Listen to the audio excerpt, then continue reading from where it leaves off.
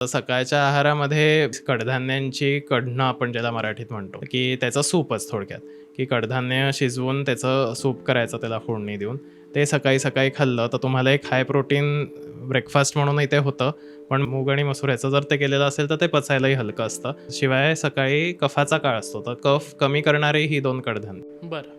तर मूग आणि मसूर ह्याचं सूप मिक्सही करू शकता तुम्ही, सेपरेटही करू शकता किंवा मग सकाळी-सकाळी दलिया खाणं.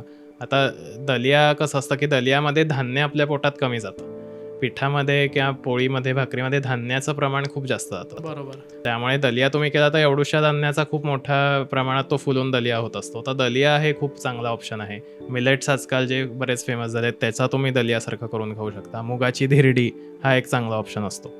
तर पोहे, उपमा आणि इडली डोसा यापेक्षा हे सगळेच ऑप्शन खूप बेटर. सकाळच्या नाश्त्याची योग्य वेळ जनरली काय पाहिजे आणि आपण जे खातोय त्याचं प्रमाण किती असलं पाहिजे?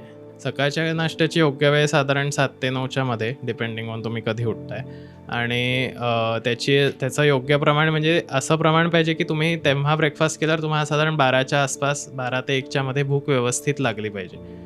जर तुम्हाला ती भूक लागत नसेल तर तुमचं प्रमाण जास्त आहे गरजेपेक्षा आणि तुम्हाला जर 10 वाजताच भूक लागत असेल तर तुमचं प्रमाण गरजेपेक्षा कमी आहे.